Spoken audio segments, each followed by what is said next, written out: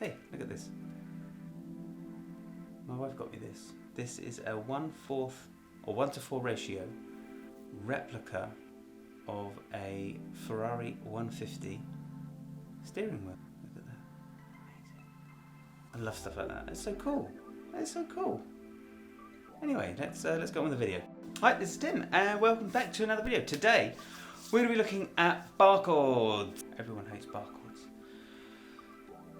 Honestly, they're one of the hardest things that you can do. They are such a pain in the ass. They are so difficult, and these aren't made for it. They're not made for it, man. And let's just get on and do it. It's a pain. It's a real pain. There are a couple of things that you can do before you even pick up the guitar. One is make sure that the guitar is set up properly. If it's not set up properly, it's just going to make life even harder for yourself. You want to try and get a nice low action, and you want to try and get some really thin strings on there. Whether you're using an acoustic or an electric, you want to give yourself the best possible chance. So take your guitar into a guitar shop, or if you know a luthier, that's a fancy word for someone who builds guitars and fixes them. Take your guitar and just have them have a look at it, see if it's set up properly. Try and get low gauge string, a nice low action, as low as you can get. Having said that, even when you've done that, they're still difficult, but there are a few things that you can do just to help.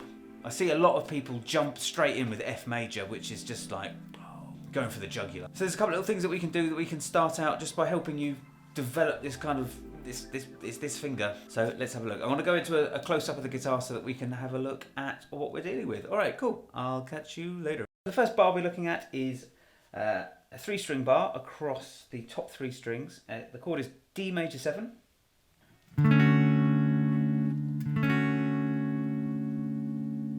Now when you're barring, 2 things you need to be aware of. First thing is you want to be barring with the side of your finger. Just across here. Side of your finger across here. We don't want to be using this part. As much of this part of the finger as we can. Reason being is because there's a nice solid bone running right up the back here. Or right up the side here. The front here is there's loads of indents and squidgy bits of muscle, and it's really useless at bar chording. So side of your finger. So that's what we're doing. We're going to hug up nice and close up to this 2nd fret, and what we're doing is we're literally just rolling our hand back. You can see my elbow as well. It's not out here. I'm kind of swinging it in a little bit, and we're just playing the top 4 strings.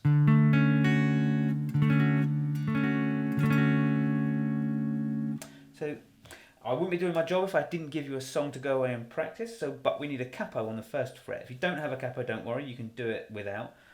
You just can't play along. So let's put the capo on. Perfect. So we're playing a D major, and the song is "Kiss Me" by Sixpence None the Richer. And it's a really common kind of chord progression. You can also hear it in "Everybody's Talking at Me" by Harry Nilsson. And we start off on D major.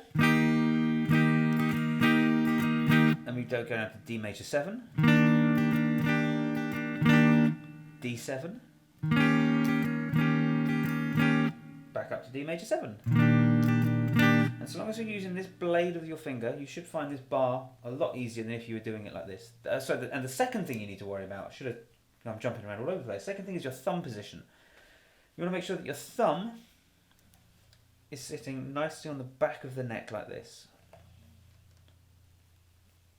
Shouldn't be up like this, shouldn't be off to the side, shouldn't be doing anything other than kind of nice and straight. Pad of your finger on the pad of the guitar, on the back of the neck of the guitar. If you are doing things like this, or your hands up like this, you're really going to struggle. You want a nice dip here in your hand. Nice little pocket open here, you should be able to see. Nice little circle there, nice little hole, nice little gap. Everything is nice and dropped. Nothing is up like this. When we roll our hand inwards so that we can play with this blade of our finger, we do have to roll our elbow in a little.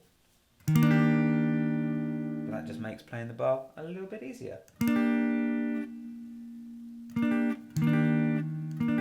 You should find that a lot easier. The difference between this, using the fleshy bit at the front, and using the blade, is there's less work for the thumb to do. When you're using the front like this, your thumb's really got to push against the neck to get it to sound out. That in itself, if you're struggling with bar chords, as everybody is, or everybody does, should relieve a lot of pressure from the thumb here and the wrist here. One thing I always say, if you're starting to hurt, if it's starting to hurt doing these things, just stop playing. It's not worth damaging your hand or your wrist just for the sake of pushing through the pain to get a bar chord out. So that's it. So that's the first one. Moving on to the second one. Let's get rid of the capo. Perfect.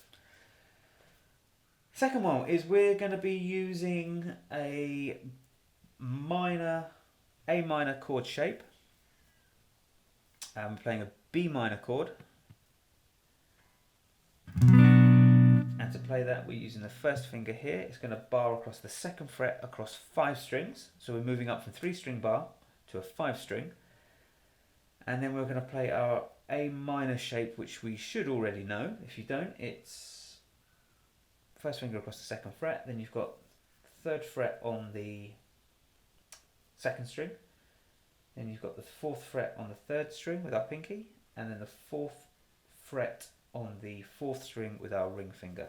And we're playing just 5 strings. And we're using the tip of our index finger to mute this low E string, so we don't hear that. We're not getting this. We're using the tip of our index finger just to mute that low string. What we're doing from there is we're removing our middle finger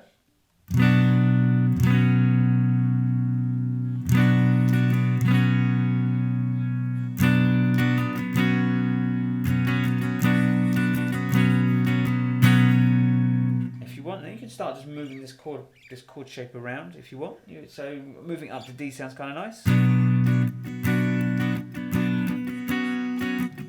moving it 3 strings up, 3 frets up, sorry, and then back.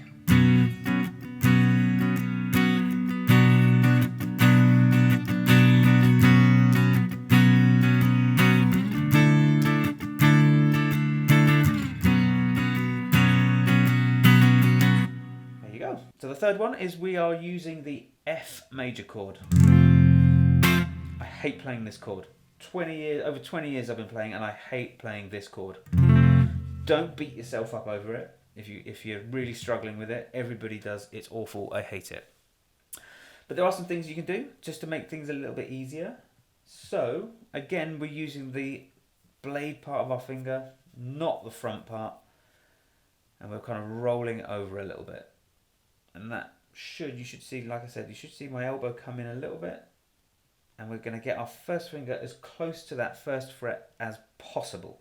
If you're back here, right up against the nut, you've got to work really hard to get that out. It's a killer. As close to the fret as you can get. And then we're dropping in our regular fingers.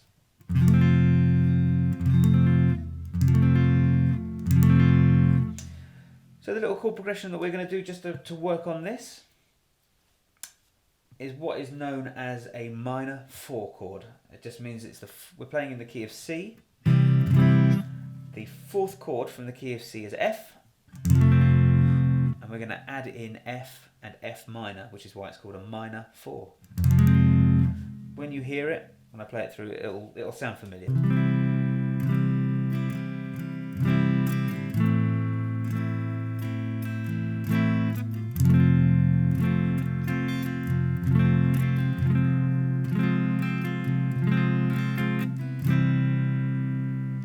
Lovely. So it's just this minor F major to F minor. And to get F minor, all we're doing is we're removing our middle finger, just like we did with the B minor, moving our middle finger, and that will reveal the 1st fret on the 3rd string to make it F minor.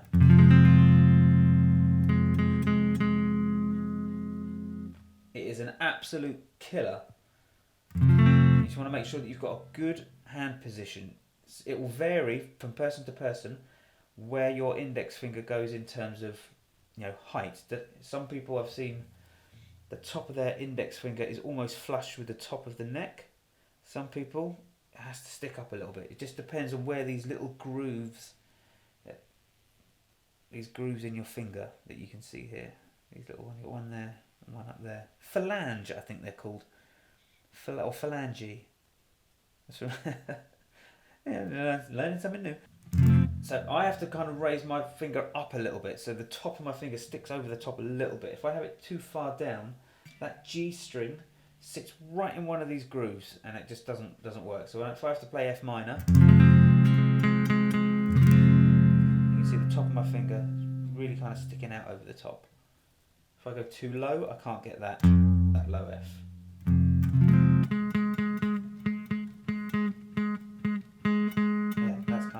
Stick my finger, see how much it sticks out. There you go. So, as a side note, try not to be too disheartened with this F major to F minor. The truth being, if I was asked to play this chord progression in a song, I would rarely play this F and this F minor. I would probably play something like this, or even higher up the neck. I would do if it absolutely called for it, I would.